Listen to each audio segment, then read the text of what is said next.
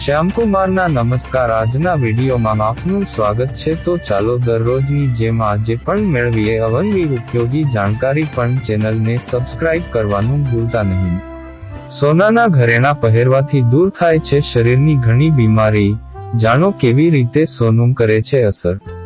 કેટલાક લોકો તો સોનાના ઘરેણાં કરાવે છે પરંતુ પહેરવાનું ટાળે છે. પરંતુ જો તમે સોનાના ઘરેણાં પહેરો છો તો તેનાથી તમારું સ્વાસ્થ્ય સારું રહે છે.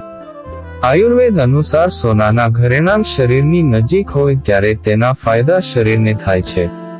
તેનાથી રોગપ્રતિકારક શક્તિ પણ વધે છે. જાણીને નવાઈ લાગશે પરંતુ સોનામાં અનેક ઔષધીય ગુણ હોય છે. વર્ષો પહેલા રાજાઓ અને રાણીઓ સોનાના અલગ અલગ પ્રકારના ઘરેણાં પહેરતા હતા. જો કે આજના સમયમાં ફક્ત મહિલાઓ જ તેમની પર્સનાલિટીને શોભે તેવા ઘરેણાં પહેરવાનું પસંદ કરે છે.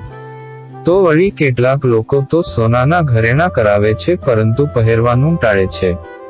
પરંતુ જો તમે સોનાના ઘરેણાં પહેરો છો તો તેનાથી તમારું સ્વાસ્થ્ય સારું રહે છે. આયુર્વેદ અનુસાર સોનાના ઘરેણાં શરીરની નજીક હોય ત્યારે તેના ફાયદા શરીરને થાય છે. તેનાથી રોગપ્રતિકારક શક્તિ પણ વધે છે. રક્ત પરિભ્રમણમાં સુધારો.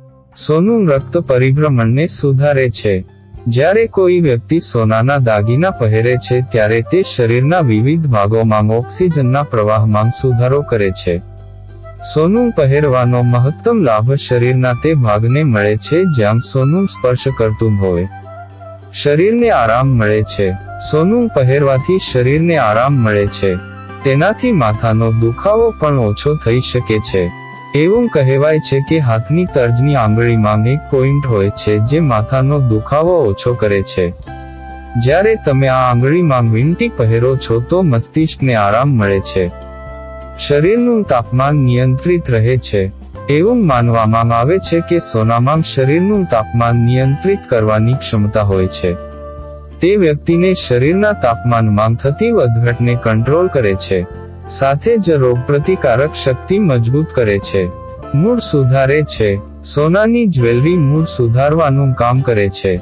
સોનાના દાગીના પહેરવાથી વ્યક્તિનો આત્મવિશ્વાસ પણ વધે છે.